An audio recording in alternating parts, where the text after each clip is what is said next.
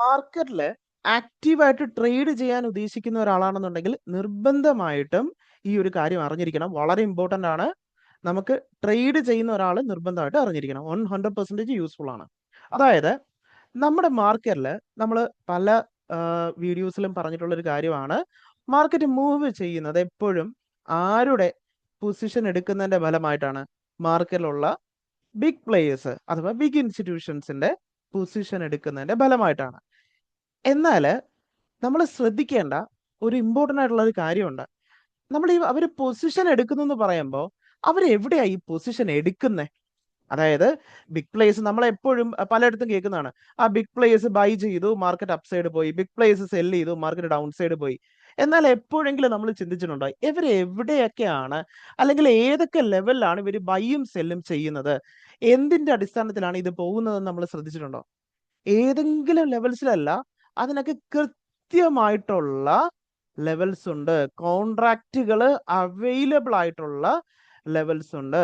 അതായത് ഇപ്പൊ ഒരു ഇൻസ്റ്റിറ്റ്യൂഷൻ, ഒരു ബിഗ് പ്ലെയർക്ക്, മാർക്കറ്റിലുള്ള ഒരു ബിഗ് പ്ലെയർക്ക് തോന്നുകയാണ് എനിക്ക് പോയിട്ട് ഈ ഒരു ലെവലിൽ ബൈ ചെയ്യുക എന്ന് കരുതി ആ ലെവലിൽ പോയിട്ട് ബൈ ചെയ്യാൻ പറ്റില്ല. അതായത് മാർക്കറ്റിൽ അവൈലബിൾ ആയിട്ടുള്ള കോൺട്രാക്റ്റുകളുണ്ട്. ആ കോൺട്രാക്റ്റുകൾ എവിടെയൊക്കെയാണോ ഉള്ളത് ആ ലെവൽസിൽ മാത്രമേ അവർക്ക് ബൈ ചെയ്യാൻ പറ്റുള്ളൂ. ഞാൻ പറയുന്നത് ഒന്നുകൂടെ മനസ്സിലാക്കുക. ഇപ്പൊ ഉദാഹരണത്തിന് ഞാനൊരു എക്സാമ്പിൾ എടുക്കാം. ദേ ഈ പറയുന്ന ഒരു ലെവല്, ഇപ്പൊ ഈ കാണുന്ന ലെവൽ എന്ന് പറയുന്നത് ദേ 23,864 എന്ന് പറയുന്ന ലെവല്. ഇവിടെ പോയിട്ട് എനിക്ക് ബൈ ചെയ്യണം പറ്റില്ല. ഇങ്ങനെ ഒരു കോൺട്രാക്ട് മാർക്കറ്റിൽ ഇല്ല. 23,864 എന്ന് പറയുന്ന ഒരു കോൺട്രാക്ട് മാർക്കറ്റിൽ നിലവിൽ അവൈലബിൾ അല്ല. അങ്ങനെ ഒരു കോൺട്രാക്ട് നമുക്ക് ബൈ ചെയ്യാനും പറ്റില്ല. അപ്പൊ ഏതൊക്കെ കോൺട്രാക്റ്റുകളാണ് മാർക്കറ്റിൽ ഉള്ളത്, എവിടേക്കാണ് അവർ ഇൻട്രസ്റ്റഡ് ആയിട്ടുള്ള കോൺട്രാക്റ്റുകൾ, ഇത് നമ്മൾ അറിയണം. ഈ കോൺട്രാക്ട് എന്ന് പറയുമ്പോൾ നമ്മൾ അധികം കൂടി ചിന്തിക്കേണ്ട കാര്യമില്ല, മാർക്കറ്റിലെ ലെവൽസിനെ പറ്റിയാണ് പറയുന്നത്. ഓക്കെ, ഓപ്ഷൻ കോൺട്രാക്റ്റുകളുണ്ട്. കൃത്യമായിട്ട് പറഞ്ഞാൽ നമ്മുടെ മാർക്കറ്റിലുള്ള, ഞാൻ ദേ ഈ ഡൗൺ സൈഡിൽ ഒരുപാട് ലൈൻസ് നമുക്ക് കാണാൻ പറ്റും അല്ലെ? ഇവിടെ പല പല ലൈൻസ് നമുക്ക് കാണാൻ പറ്റും. ഈ കാണുന്ന ലൈൻസ് ഇത് റാൻഡം ആയിട്ട് മാർക്ക് ചെയ്തേക്കുന്ന ലൈൻസ് അല്ല, റാൻഡം ആയിട്ട് എവിടെയെങ്കിലും എന്തെങ്കിലും മാർക്ക് ചെയ്തേക്കുന്നതല്ല. ഈ ലൈൻസ് എന്ന് പറയുന്നത് നമ്മുടെ മാർക്കറ്റിന്റെ ഹൺഡ്രഡ്സിന്റെ മൾട്ടിപ്പിൾ ആണ്. അതായത് ഇപ്പൊ 100, 200, 300 ഹൺഡ്രഡ്സിന്റെ മൾട്ടിപ്പിൾ ആണ്.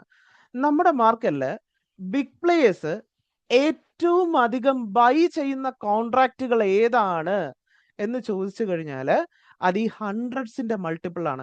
ഹൺഡ്രഡ്സിന്റെ മാത്രമല്ല, 50യുടെ മൾട്ടിപ്പിളിലും കോൺട്രാക്ട് ഉണ്ട്. പക്ഷെ അത് നമ്മൾ മാർക്ക് ചെയ്യേണ്ട ആവശ്യമില്ല. കാരണം ബിഗ് പ്ലേയേഴ്സ് ഏറ്റവും അധികം കോൺട്രാക്ട് ബൈ ചെയ്യുന്നത് ഹൺഡ്രഡ്സിന്റെ മൾട്ടിപ്പിൾസിലാണ്, ഹൺഡ്രഡ്സിന്റെ കോൺട്രാക്റ്റിലാണ്. ഇതൊക്കെ ഞാൻ ഇതിന്റെ ഡേറ്റയൊക്കെ കാണിച്ചു തരാം, ശ്രദ്ധിച്ച് സ്കിപ്പ് ചെയ്യാതെ കേട്ടോളാം. തുടങ്ങിയിട്ടേ ഉള്ളൂ. അതായത് ഹൺഡ്രഡ്സിന്റെ മൾട്ടിപ്പിൾ ആണെന്ന് പറഞ്ഞു. അതായത് ഈ മാർക്ക് ചെയ്തേക്കുന്ന ലെവൽസ് കണ്ടോ? 23,500, 23,400, 300. ഈ ഗ്രീനിൽ കാണുന്നതെല്ലാം 200, 300, 400. ഈ ബ്ലാക്ക് ആയിട്ട് കാണുന്നുണ്ടോ? ഇത് 500ന്റെ മൾട്ടിപ്പിൾ ആണ്. ഇവിടെ നമുക്ക് ചിലയിടത്ത് ബ്ലാക്ക് ലൈൻസ് കാണാൻ പറ്റും. ഇത് 500ന്റെ മൾട്ടിപ്പിൾസ് ആണ്. 500 ഈ ഹൺഡ്രഡ്സിൽ തന്നെ ഏറ്റവും അധികം കോൺട്രാക്ട് വരുന്നത് 500ന്റെ മൾട്ടിപ്പിൾസിലാണ്. ഓക്കെ, അപ്പൊ നമ്മൾ നിർബന്ധമായിട്ടും നമ്മുടെ ചാർട്ടിൽ ഉണ്ടായിരിക്കേണ്ട ലെവൽസ് ആണ് ഈ 100ന്റെ മൾട്ടിപ്പിൾസ്. അതിൽ തന്നെ ഏറ്റവും ഇമ്പോർട്ടൻ്റ് ആണ് 500ന്റെ മൾട്ടിപ്പിൾ. 500, 1000, 1500, അത് 23,500, 24,000, 24,500 അങ്ങനെയുള്ള ലെവൽസ് ഉണ്ട്. അതാണ് ഏറ്റവും പ്രാധാന്യം കൊടുത്ത്. അത് കഴിഞ്ഞാൽ ഈ ഹൺഡ്രഡ്സിന്റെ.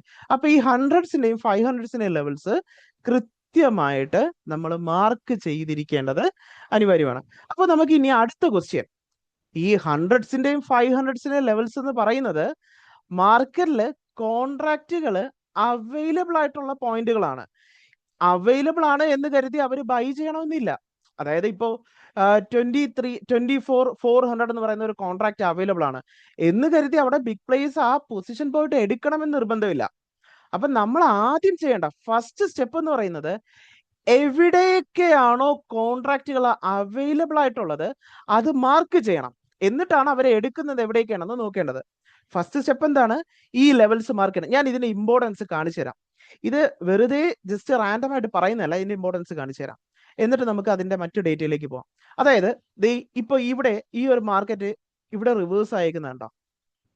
ഇത് ഏതെങ്കിലും ഒരു പർട്ടിക്കുലർ റീജിയനിൽ നിന്നല്ല, ഇവിടെ കൃത്യമായിട്ട് ദേ ഈ 100ന്റെ മൾട്ടിപ്പിൾ ഉള്ള എക്സാക്ട് ആ കോൺട്രാക്ട് അവൈലബിൾ ആയിട്ടുള്ള ലെവലിൽ നിന്നാണ് മാർക്കറ്റ് റിവേഴ്സ് ആയിരിക്കുന്നത്.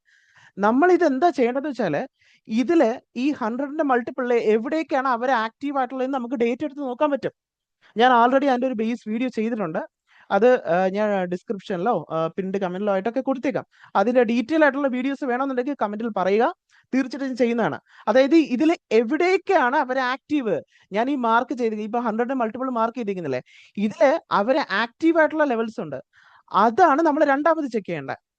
ഓക്കെ, അപ്പൊ ഈ ഹൺഡ്രഡ്സിന്റെ മൾട്ടിപ്പിൾ ആണ് മാർക്കറ്റ് പലപ്പോഴും എന്ത് ചെയ്യുന്നത്, റിവേഴ്സ് ചെയ്യുന്നത്. കാരണം അവിടെയാണ് അവർക്ക് വേണ്ട കോൺട്രാക്റ്റുകൾ ഇരിക്കുന്നത്. ദേ ഇപ്പൊ ഓരോ ദിവസമായിട്ട് ഞാൻ ഈ പറയുന്നത് മനസ്സിലാവുന്നുണ്ടോ? കണ്ടോ, മാർക്കറ്റ് ഇത്തരം ഈ ഹൺഡ്രഡ്സിന്റെ ലെവൽസ് നിന്നാണ് ദേ ഇവിടെയൊക്കെ നോക്കിയേ, ദേ മാർക്കറ്റ് ദേ നമ്മൾ നോക്കുമ്പോ മാർക്കറ്റ് ദേ ഈ പറയുന്ന 400 ലെവലിൽ നിന്ന് ഫോൾ ആയി.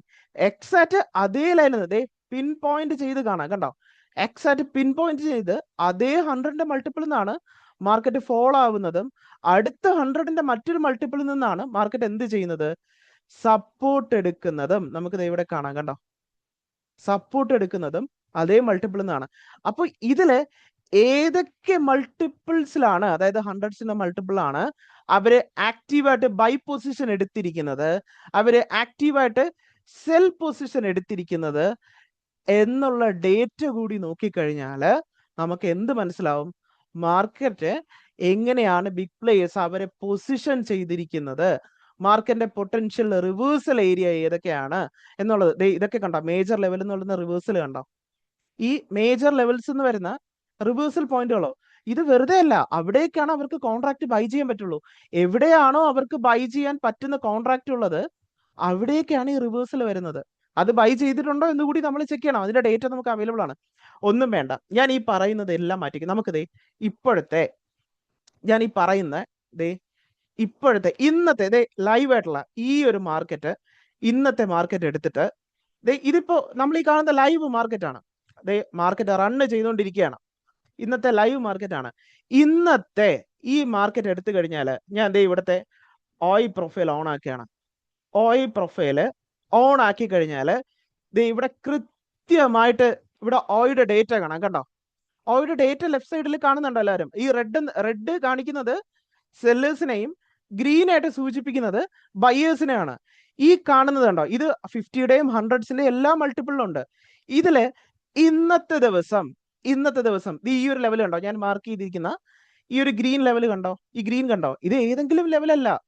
ഈ ഒരു ലെവലില് ഇവിടെ കണ്ടോ, ഇവിടെ ആരാ കൂടുതല്, ഈ 400 എന്ന് 200 എന്ന് പറയുന്ന ലെവലില് ആരാ കൂടുതല്, സെല്ലേഴ്സ് ആണോ ബയേഴ്സ് ആണോ? ഒന്ന് ചെക്ക് ചെയ്തേ. സെല്ലേഴ്സ് ആണല്ലേ.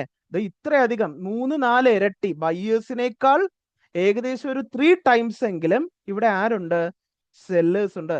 അതേ ലെവലില് ആ എക്സാക്ട് ലെവലില് മാർക്കറ്റ് ഇന്ന് റിവേഴ്സ് അയക്കുന്നത് എവിടെന്നാ, മാർക്കറ്റ് ഈ റിവേഴ്സ് അയക്കുന്നത് എവിടെന്നാ, ക്വസ്റ്റ്യൻ എവിടെന്നാ റിവേഴ്സ് അയക്കുന്നത്? കേട്ടോ, അപ്പൊ നമ്മൾ മനസ്സിലാക്കേണ്ട, ഓർക്കുക, ഇത് ആരടുത്തും പോയിട്ട് ഇവിടെ ബൈ ചെയ്യുന്നോ ഇവിടെ സെല്ല് ചെയ്യുന്നോ പറയലല്ല. അങ്ങനെ ഒരിക്കലും എടുക്കരുത്. ദിസ് ഈസ് നോട്ട് അങ്ങനെ ഒരു റെക്കമെൻഡേഷനോ കാര്യങ്ങളോ അല്ല. നമ്മൾ മനസ്സിലാക്കണം മാർക്കറ്റ് എന്തിന്റെ അടിസ്ഥാനത്തിലാണ് മൂവ് ചെയ്യുന്നത്. മാർക്കറ്റിൽ നമ്മൾ നോക്കുന്ന കണക്ക് അല്ലെങ്കിൽ നമ്മൾ മനസ്സിലാക്കുന്ന കണക്ക് ഏതെങ്കിലും ഒരു പോയിന്റ് വന്നിട്ട് മാർക്കറ്റിൽ നമുക്ക് വന്ന ചാർട്ടിലേക്ക് തിരിച്ചു പോവാം.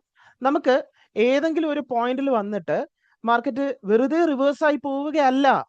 മാർക്കറ്റ് വെറുതെ നമ്മൾ കാണുന്ന പോലെ ഇവിടെ ഒരു നമ്മൾ പോയിട്ട് ഇവിടെ ഇങ്ങനെ ഒരു സ്വിംഗ് ഉണ്ട്, ഇവിടെ ഇങ്ങനെ ഒരു സ്വിംഗ് ഉണ്ട്, അപ്പോൾ അടുത്ത തവണ ഈ സ്വിംഗിൽ നിന്ന് റിവേഴ്സ് അയക്കാം. അങ്ങനെയൊന്നും അല്ല മാർക്കറ്റ് പോകുന്നത്. മാർക്കറ്റിന്റെ അകത്ത് കൃത്യമായിട്ടുള്ള കോൺട്രാക്ട് അവൈലബിൾ ആയിട്ടുള്ള ലെവൽസ് ഉണ്ട്. ആ കോൺട്രാക്റ്റില് അവിടെ വാല്യൂ കൂടിയ കോൺട്രാക്ട്, അതായത് സെല്ലേഴ്സ് ഇവിടെയൊക്കെ കണ്ടോ, പലയിടത്തായിട്ട് വളരെയധികം ഹൈ ആയിട്ടുള്ള സെല്ലേഴ്സും ചിലയിടത്ത് ബയേഴ്സ് കൂടുതലായിരിക്കും. അങ്ങനെയുള്ള ലെവൽസ് ഉണ്ട്. ഇപ്പൊ തൽക്കാലം അതൊന്ന് ഓഫ് ചെയ്യാണ്, അതിനെപ്പറ്റി നമുക്ക് പിന്നീട് ഡിസ്കസ് ചെയ്യാം. അപ്പോ അത്തരത്തിലുള്ള ലെവൽസ് നോക്കിയാണ് മാർക്കറ്റ് എന്ത് ചെയ്യുന്നത്, പല ഏരിയാസിലോട്ട് മൂവ് ചെയ്യുന്നത്. നമ്മളിത് അറിയണം. നമ്മൾ ട്രേഡ് ചെയ്യുന്ന ഒരാള് നമ്മൾ കൃത്യമായിട്ട് അറിയണം മാർക്കറ്റ് എന്തിന്റെ അടിസ്ഥാനത്തിലാണ് വർക്ക് ചെയ്യുന്നത്, മാർക്കറ്റ് എവിടെയൊക്കെയാണ് കോൺട്രാക്റ്റുകൾ ഉള്ളത്, ആ കോൺട്രാക്റ്റുകളുള്ള മേജർ ലെവല് കോൺട്രാക്ട് ഞാൻ നേരത്തെ പറഞ്ഞ ഓർക്കുക, കോൺട്രാക്ട് 100 150, ഇപ്പൊ 23 150 23 100 അങ്ങനെയല്ലല്ലോ, അല്ല 50യുടെ ലെവൽ മാറ്റി വെക്കുക. കാരണം 50സിന്റെ ലെവൽസിൽ ഈ ബിഗ് പ്ലേയേഴ്സിന്റെ പൊസിഷൻ കുറവാണ്. അവിടെ അവർ പൊസിഷൻ എടുക്കില്ല. അവർ ഏറ്റവും അധികം പൊസിഷൻ എടുക്കുന്ന 500ന്റെ ലെവൽസ്, സെക്കൻഡ് 100സിന്റെ ലെവൽസ്. അതിൽ എവിടെയൊക്കെയാണ് അവർ ആക്റ്റീവ് ആയിട്ടുള്ളത് നമുക്ക് ഇപ്പൊ ഞാൻ നേരത്തെ കാണിച്ചില്ലേ, ഡേറ്റ എടുത്ത് നോക്കാൻ പറ്റും. എന്നിട്ട് അതൊക്കെയാണ് നമ്മൾ അനാലിസിസിന് എന്ത് ചെയ്യുന്നത്, യൂസ് ചെയ്യേണ്ടത്. അല്ലാതെ നമ്മൾ പോയിട്ട് ഏതെങ്കിലും ഒരു ക്യാൻഡിൽ എടുത്തിട്ട് ഈ ക്യാൻഡിലിൽ ഇങ്ങനെ ഒരു പാറ്റേൺ ഉണ്ട് എന്നതല്ല. ഞാൻ പറഞ്ഞ് മനസ്സിലാക്കി തരാൻ ശ്രമിക്കുന്ന കാര്യം ഇതെല്ലാവർക്കും ക്ലിയർ ആവുന്നുണ്ടോ എന്നറിയില്ല. നമ്മൾ ഏതെങ്കിലും ക്യാൻഡിലിന്റെ പാറ്റേൺ നോക്കിയിട്ട് അവിടെ യാതൊരു കാര്യമില്ല. ക്യാൻഡിലിന് തോന്നിയ രീതിയിൽ എന്തെങ്കിലുമൊക്കെ ക്രിയേറ്റ് ചെയ്ത് വരും. അതായത് അവർ പൊസിഷൻ എടുക്കുന്ന രീതിയിൽ എന്തെങ്കിലും ക്രിയേറ്റ് ആവും. ഒരു ടൈം ഫ്രെയിമിൽ ഒരു പാറ്റേൺ കാണിക്കും, മറ്റൊരു ടൈം ഫ്രെയിമിൽ മറ്റൊരു പാറ്റേൺ കാണിക്കും. അതിങ്ങനെ കാണിച്ചുകൊണ്ടേയിരിക്കും. അതിനകത്ത് ബിഗ് പ്ലേയേഴ്സ് എടുക്കുന്ന പൊസിഷന്റെ റിസൾട്ട് മാത്രമാണ് അത്. അല്ലാതെ എവിടെയാണ് അത് റിവേഴ്സ് ആവാൻ പോകുന്നതെന്നോ എവിടെയാണ് മാർക്കറ്റിൽ ഒരു പൊട്ടൻഷ്യൽ ബൈ ഓർഡേഴ്സ് ഉള്ളതെന്നോ അത് കാണിച്ചു തരില്ല, ഒരിക്കലും കാണിച്ചു തരില്ല. Candle high low open close, ഇതല്ലാതെ മറ്റൊരു ഡേറ്റയും ഇല്ല എന്നുള്ളത് മനസ്സിലാക്കുക. ഞാൻ ഈ പറയുന്നത് എത്ര പേർക്ക് കണക്ട് ആവുന്നുണ്ട്? ഇത് കൂടുതൽ ഇത് ഒരു ബേസ് വീഡിയോ ആണ്. കൂടുതലായിട്ട് ഇതിനെക്കുറിച്ച് ഡീറ്റെയിൽ ആയിട്ട് വീഡിയോ ചെയ്യണമെന്നുണ്ടെങ്കിൽ പറയാം, തീർച്ചയായിട്ടും ഞാൻ കണ്ടിന്യൂ ചെയ്യുന്നതായിരിക്കും. ഞാൻ ഇതിന്റെ ഈ ഡേറ്റയുടെ ചെറിയൊരു ബേസിക് വീഡിയോ ചെയ്തിട്ടുണ്ട്. ഞാനത് പിൻഡ് കമന്റിലാണ് കൊടുത്തിരിക്കാം, അല്ലെങ്കിൽ ഡിസ്ക്രിപ്ഷനിൽ കൊടുത്തിരിക്കാം. കൂടുതൽ ഡീറ്റെയിൽ ആയിട്ട് ചെയ്യണം, മനസ്സിലാവുന്നുണ്ട് എന്നുണ്ടെങ്കിൽ കമന്റിൽ പറയുക. ഓക്കെ ആണ്, കുറച്ചെങ്കിലും മനസ്സിലാവുന്നുണ്ട്. വീഡിയോ കുറച്ച് ലെങ്ത് ആയിപ്പോയി, എനിക്കറിയാം. മനസ്സിലാവുന്നുണ്ട് എന്നുണ്ടെങ്കിൽ അത് തീർച്ചയായിട്ടും പറയുക, കണ്ടിന്യൂ ചെയ്യുന്നതായിരിക്കും. താല്പര്യം അല്ല മനസ്സിലാവുന്നില്ല എന്നുണ്ടെങ്കിൽ അതും പറയാവുന്നതാണ്. മനസ്സിലാവുന്നില്ലെങ്കിൽ തീർച്ചയായിട്ടും ആ കാര്യവും പറയാവുന്നതാണ്.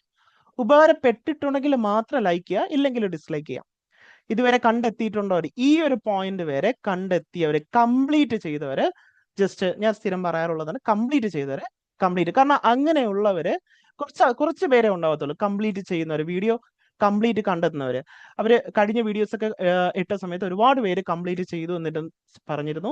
അപ്പൊ എനിക്കത് കൂടുതൽ വീഡിയോസ് ചെയ്യാൻ വേണ്ടിയിട്ട്, കാരണം അത്രയും കുറച്ച് പേരെങ്കിലും ഡെഡിക്കേറ്റഡ് ആയിട്ട് ആ വീഡിയോ കാണുന്നുണ്ട് എന്ന് എനിക്ക് മനസ്സിലാവും. അപ്പോൾ കൂടുതൽ വീഡിയോസ് ചെയ്യാൻ അങ്ങനെ കമന്റ് ചെയ്യുന്നവരാണ് എനിക്ക് സത്യം പറഞ്ഞാൽ കൂടുതൽ അത് പറഞ്ഞു തരാനും മനസ്സിലാക്കി തരാനും ഒക്കെ എനിക്കൊരു മോട്ടിവേഷൻ ആവുന്നു കൂടുതൽ വീഡിയോസ് ചെയ്യാൻ. എനിക്ക് എല്ലാ ഡേയിലും വീഡിയോ ചെയ്യാൻ പറ്റില്ല, തിരക്കുള്ളത് കാരണം ഞാൻ പല ഫ്രീ കിട്ടുന്ന ടൈമുകളിലൊക്കെ ആയിരിക്കും വീഡിയോ റെക്കോർഡ് ചെയ്യുന്നത്. അപ്പോൾ അങ്ങനെ പറയുന്നവരെ എനിക്ക് കൂടുതൽ ആൾക്കാർ അത് കാണുന്നുണ്ട്, അവർക്ക് ഉപകാരപ്പെടുന്നുണ്ട് എന്ന് തോന്നുമ്പോൾ കൂടുതൽ വീഡിയോസ് തീർച്ചയായിട്ടും ചെയ്യുന്നതായിരിക്കും കേട്ടോ. അത്രേ ഉള്ളൂ.